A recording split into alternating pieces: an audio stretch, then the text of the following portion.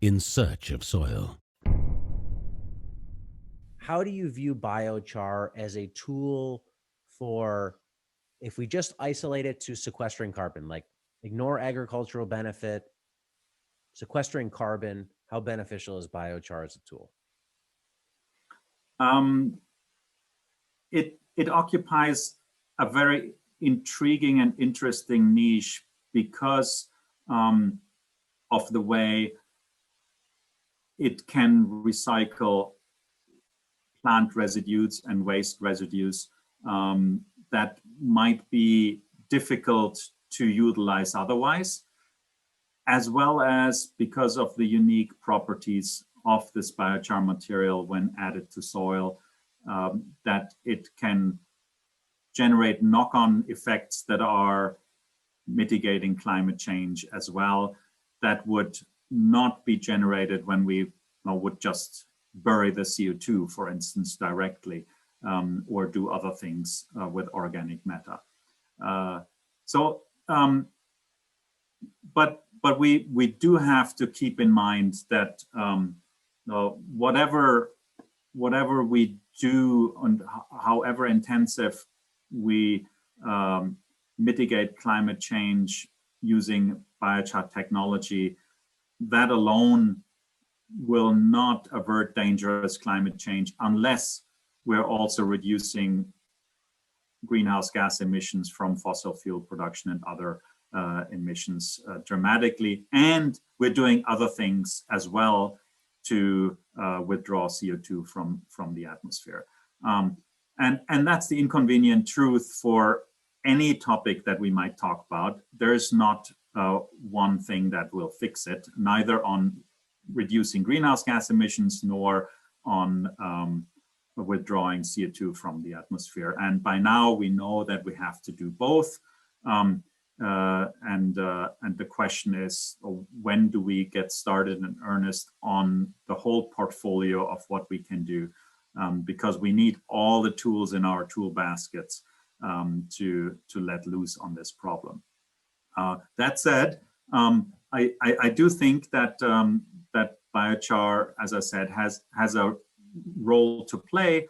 The question is whether there is any better tool that competes with it on some level. And I could see if there's no residue, if there's no crop residue or agricultural residue, or all the biomass that we grow on land is utilized for something else, then maybe we don't need to do biochar. At the moment, that is not what's on the horizon.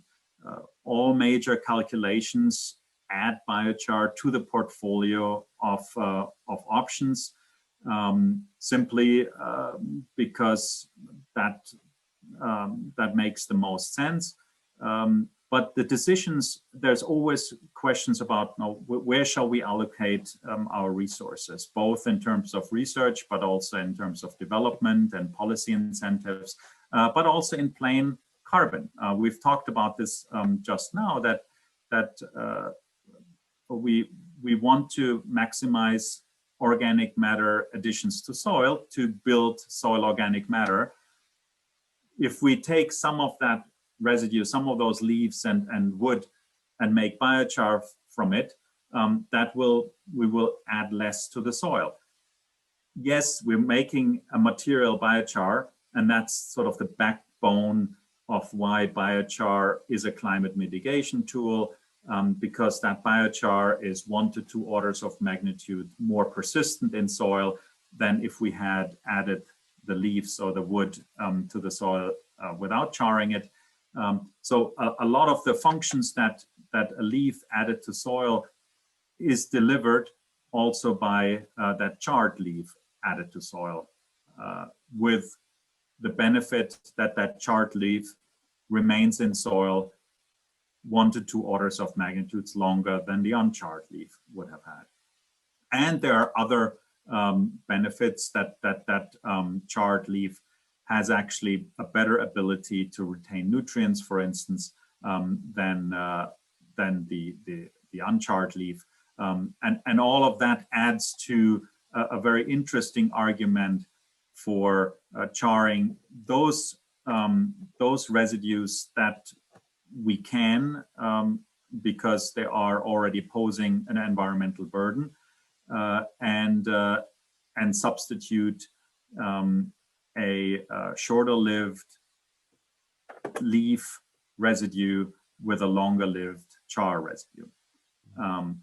And so the current calculations indicate that if we were to adopt biochar on a global scale massively, then we would not get beyond about 10-20% of current fossil fuel emissions.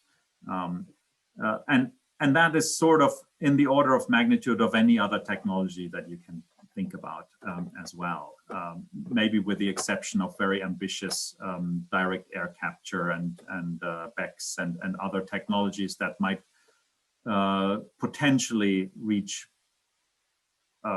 greater carbon withdrawal amounts, but are much further in the future and much costlier, and frankly don't have any downstream benefits. And that's where I would put sort of a counterpoint to your framing question and said, let's talk about climate and not about the other benefits, because I feel that there's a really interesting societal and eventually geopolitical discussion to be had. We have a finite amount of plants and photosynthesis on this planet.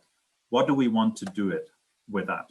Do we want to make as much CO2 and energy out of it and inject that CO2 somewhere?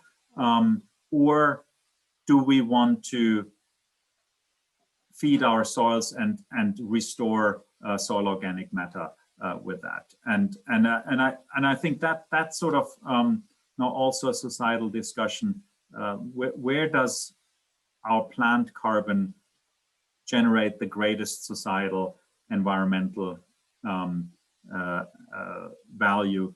And I would say no, we shouldn't forget soils in that equation. It's not just energy, it's not just feeding us or clothing us, or mitigating climate change.